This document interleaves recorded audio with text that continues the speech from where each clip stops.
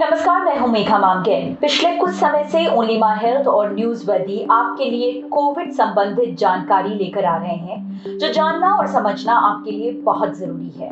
आज इस वीडियो में बात हो रही है सीटी स्कैन की। सीरीज का नाम है कोविड-19, आपके सवालों के स्पष्ट जवाब। और आज का आपका सवाल है कि कोविड-19 के मरीजों को सीटी स्कैन कब करवाना चाहिए।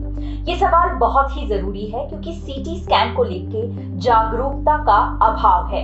सीटी स्कैन सेंटर्स में लाइनें बढ़ती जा रही हैं। जो कोविड पॉजिटिव लोग हैं वो सीटी स्कैन करा रहे हैं, साथ ही जो कोविड नेगेटिव है लेकिन शरीर में कुछ लक्षण दिखाई दे रहे हैं वो भी सीटी स्कैन कराने भाग रहे हैं।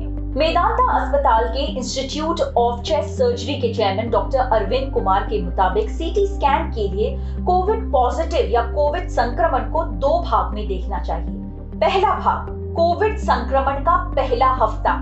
इसमें आपको बुखार हो सकता है लेकिन संक्रमण फेफड़ों तक पहुंचे ऐसी आशंका काफी कम रहती है। ज्यादातर केसेस में पहले हफ्ते में संक्रमण फेफड़ों तक पहुंचता ही नहीं है। दरअसल फेफड़ों में समस्या 8 से 14 दिन के बीच सामने आती है। तो इस तरह देखा जाए तो कोविड संक्रमण के पहले हफ्ते में किसी को सीटी स्कैन की जरूरत नहीं होनी चाहिए। तो अगर पहले हफ्ते में आपको सीटी स्कैन की जरूरत नहीं है तो आप क्या करेंगे? रेडियोलॉजिस्ट डॉक्टर ए कपूर का कहना है कि अगर कोविड संक्रमित व्यक्ति अपने पहले हफ्ते में आइसोलेशन में है और लगातार अपना ऑक्सीजन लेवल चेक कर रहा है दिन में 5 से 6 बार एक ऐसी ऑक्सीमीटर डिवाइस से, और अगर आपका ऑक्सीजन 94 से ऊपर आता है तो आपको घबराने की कोई जरूरत नहीं है। अब सवाल ये होता है कि एक हफ्ते के बाद कैसे पता चलेगा कि संक्रमण फेफड़ों तक फैला है या नहीं, या अब सीटी स्कैन की जरूरत पड़ सकती है या नहीं।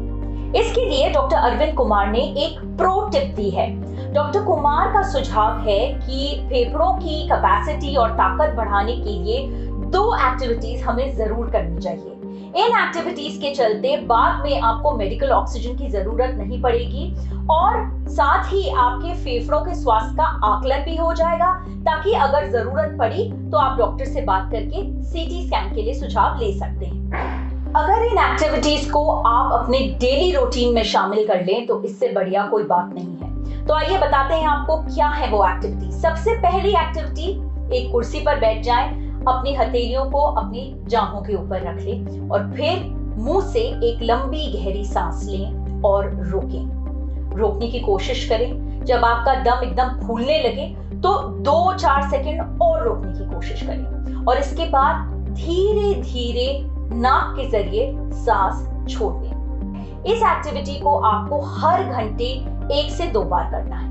आपकी कोशिश ये होनी चाहिए कि आप अपनी सांस 20 से 25 सेकंड तक रोक सकें। अगर आप ऐसा कर पा रहे हैं तो आप ग्रीन जोन में हैं, आपके फेफड़े स्वस्थ हैं। अब दूसरी एक्टिविटी की बात करते हैं। इसके लिए आपको जरूरत पड़ेगी अपने ऑक्सीमीटर की। सबसे पहले अपना ऑक्सीजन लेवल माप लें। इसके बाद आप वॉक करना शुरू करें। जिस रफ्तार से आप ज्यादातर यूजुअली वॉक करते हैं, ना बहुत तेज ना बहुत धीरे, 6 मिनट तक लगातार वॉक रखें। इसमें आपको बीच में रुकना नहीं है। 6 मिनट के वॉक के बाद आप एक बार फिर अपना ऑक्सीजन लेवल चेक करें।